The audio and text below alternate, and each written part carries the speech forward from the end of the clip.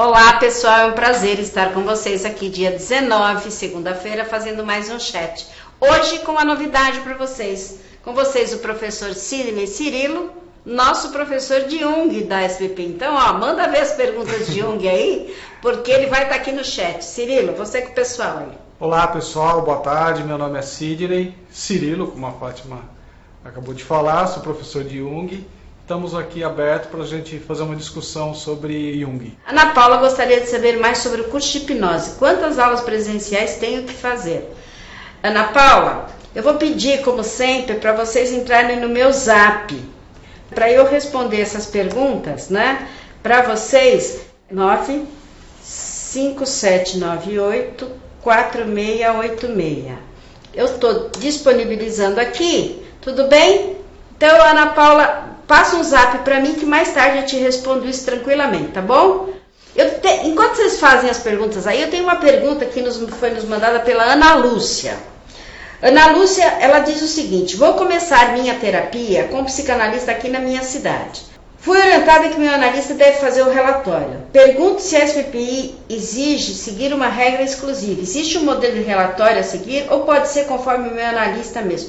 Olha, Ana Lúcia, o que você precisa é ter um psicanalista integrativo, porque normalmente a gente indica os nossos psicanalistas online.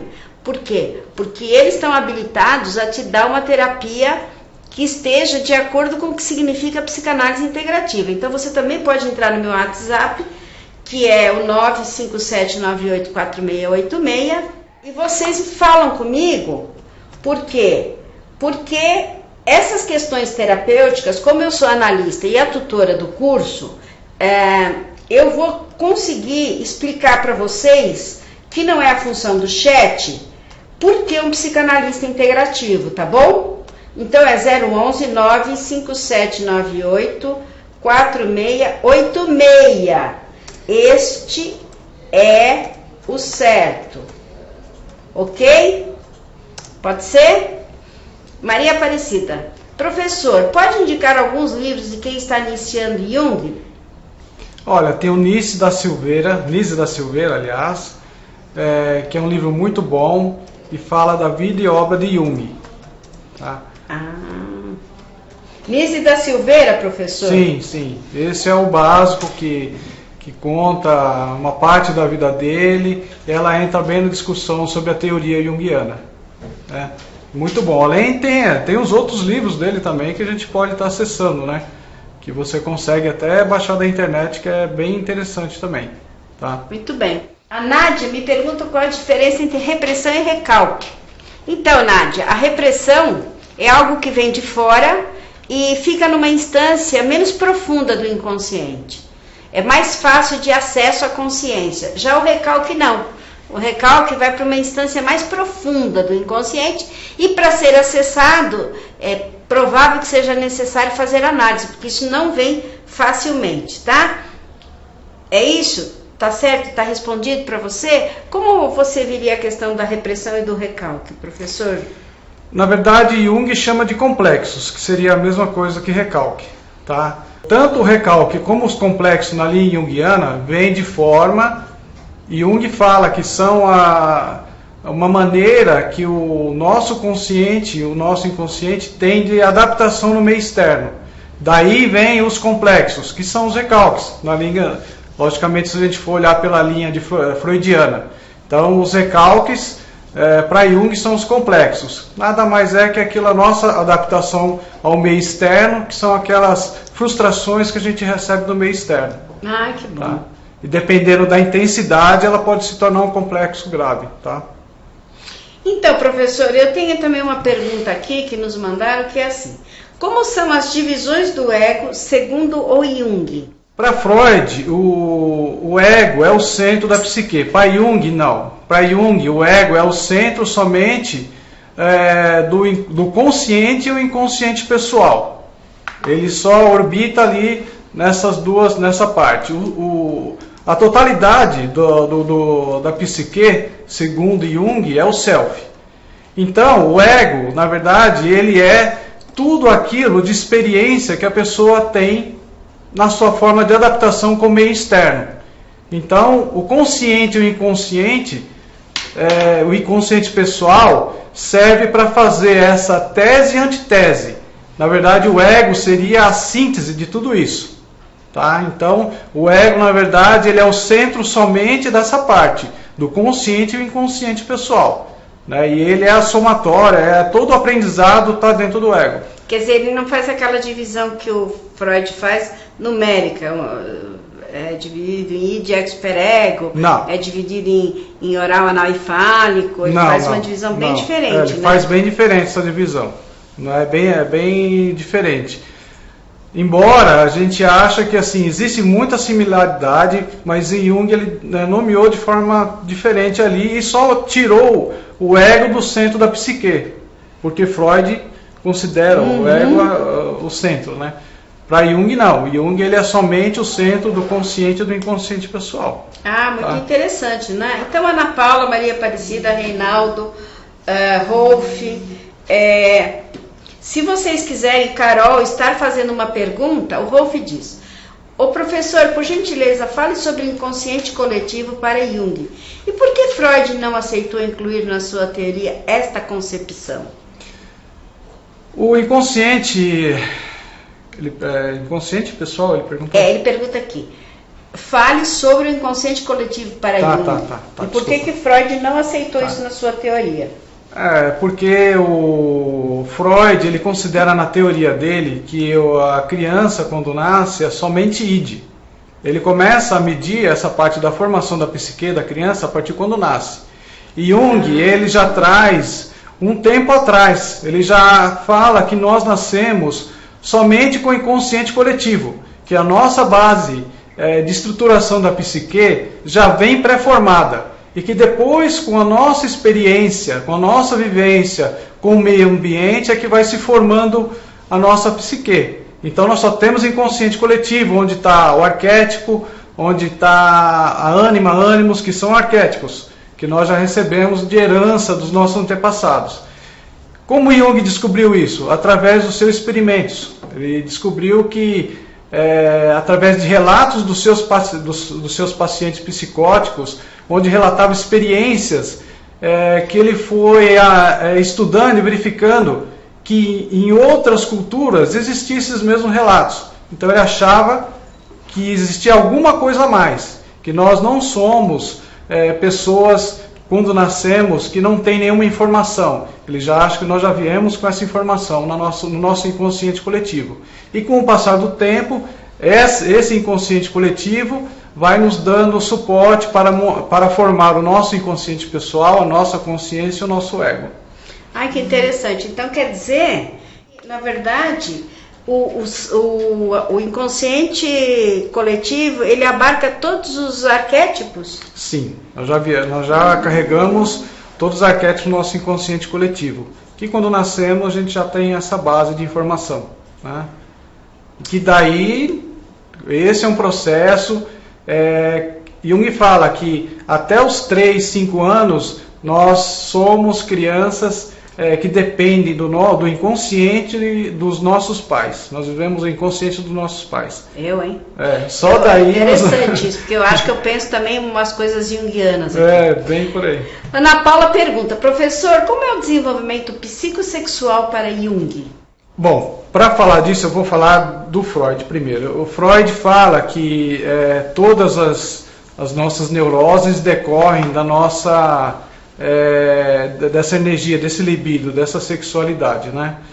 Para Jung, ele fala também, ele escreveu um livro só sobre isso também, só sobre sexualidade.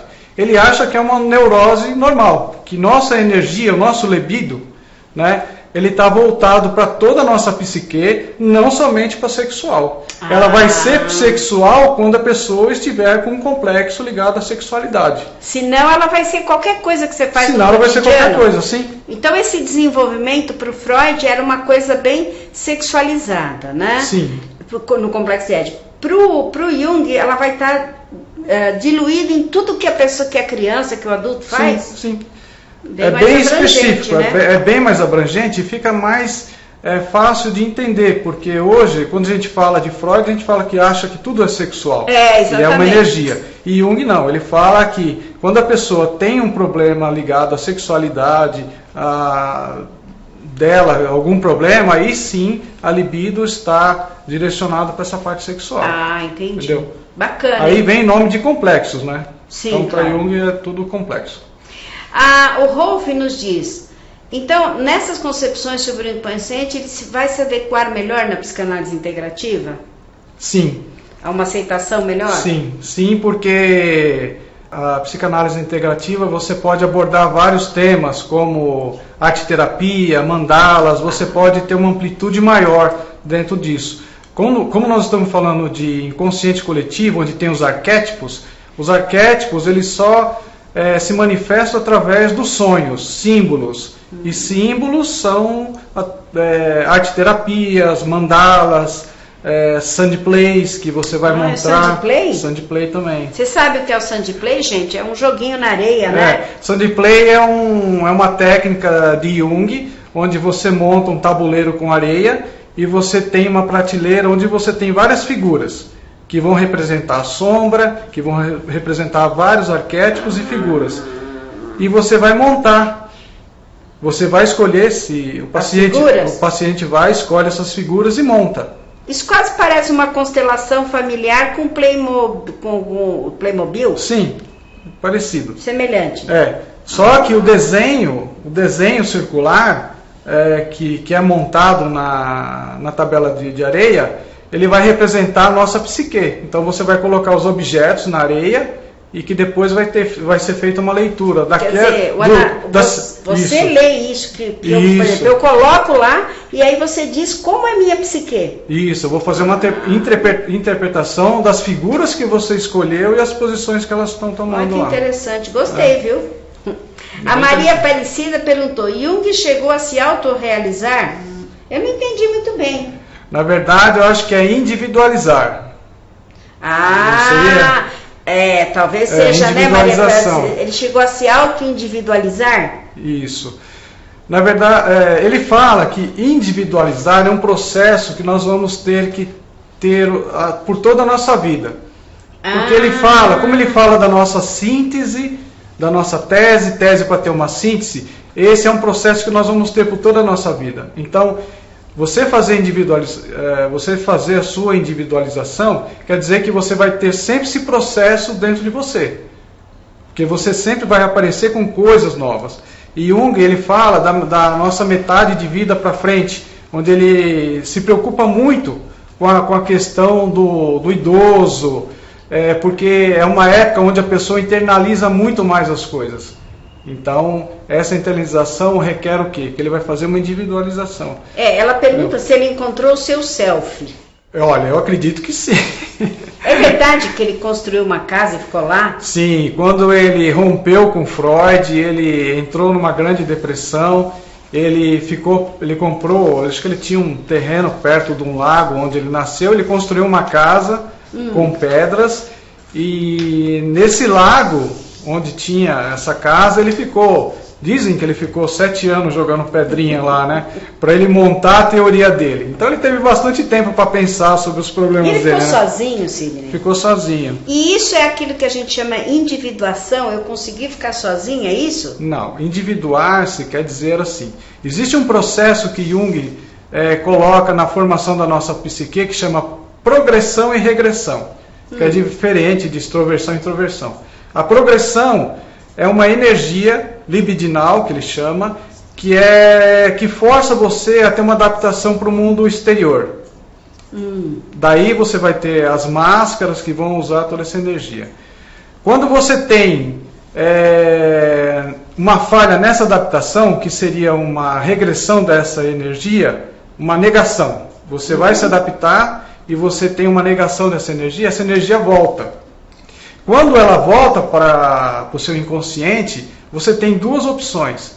Ou tornar ela num complexo, ou você contrabalancear as energias negativa e positiva disso. Isso você individualizar um conceito. Quer dizer, você entender e você fazer dessa regressão uma coisa positiva para você. É quase como uma sublimação. Seria quase uma sublimação. Ah, eu tinha ideia, você vê, eu não dou aula de Jung, mas eu li assisti muitas aulas de Jung, com vários professores. E eu tinha uma ideia da individuação um pouquinho diferente, como se fosse um indivíduo conseguir ficar consigo, sei lá, uma coisa assim. Na verdade, você tem que ficar bem com você mesmo. Bem. Isso, tá. Bem com você. Você recalca alguma coisa e você não joga esse recalque para baixo. Você trabalha, você aceita e trabalha. Isso, tá. Você entende isso. Entendi. Entendeu? O Rolf nos pergunta, Jung era mítico e não místico. Qual é o grau de importância do estudo da mitologia grega para a interpretação dos sonhos na teoria junguiana durante a análise de uma pessoa? Porque são tudo símbolos. São tudo símbolos. E como o sonho só é analisado através dos símbolos, né, nada mais justo do que você pegar a mitologia e estudar todos os símbolos e toda a história dela, para você poder ter uma interpretação dos sonhos. Porque os símbolos são coisas arcaicas, que tem coisa que nós não sabemos de onde é, mas que tem uma energia muito forte. Né? Então a mitologia é importante ser estudada. Sim, o Jung fala que nós temos que ser tudo, né? Nós temos que conhecer de alquimia, mitologia, tanto que ele tem uma matéria só sobre isso, a jornada do herói, o luminoso, são coisas que... A jornada do herói, isso é interessante, isso parece coisa de filme mesmo. Mas a maioria dos filmes hoje é baseado na jornada do herói. Contos, mitos, são todos símbolos. E tudo isso tem uma representação para cada pessoa. Tá. Então, no teste de projeção, no teste de arte-terapia, nós pedimos para que a pessoa escolha um conto de fada e conte a sua história baseado nesse conto de fada. Interessante. Aí nós vamos... Gente, eu vou contar a da gata borralheira. Ou do lobo mau. Não, do lobo mau não, viu, gente? Não gostava dessa história. E nós vamos analisar as figuras e que contexto essa pessoa representa nessa história. Olha que interessante. São símbolos, tudo são símbolos, né? É bem... Por isso que tem uma amplitude muito grande. Por isso que eu tô vendo que tem muita pergunta aqui. A Viviane pergunta o seguinte, a Viviane. Como percebo quais os sinais que o paciente demonstra quando está usando uma máscara? Difícil perceber no consultório ou não? Provavelmente ele vai estar usando uma máscara também. Você só vai perceber através da livre associação de palavras dele, na livre associação de palavras, é isso aí mesmo. Que ele vai, no discurso dele, eu estou misturando com uma técnica, né? Mas é o discurso dele.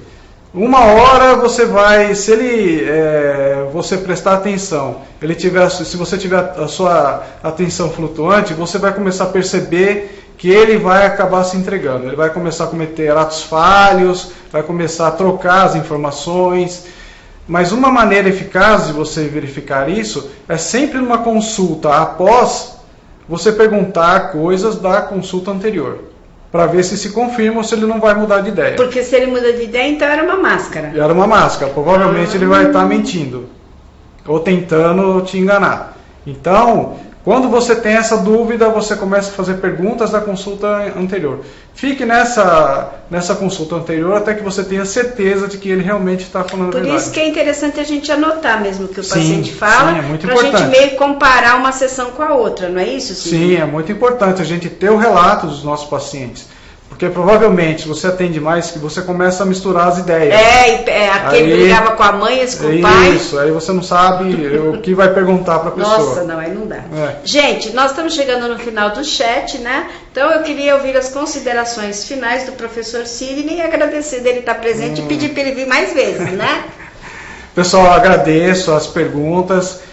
Jung realmente é bem vasto de você pesquisar, de você querer conhecer, mas é muito interessante, dá uma amplitude muito grande para a nossa mente e tem muitas ferramentas para você trabalhar e para você também se individualizar, porque eu sempre costumo falar para os meus alunos que a grande vantagem da gente fazer Jung é conhecer e poder se conhecer.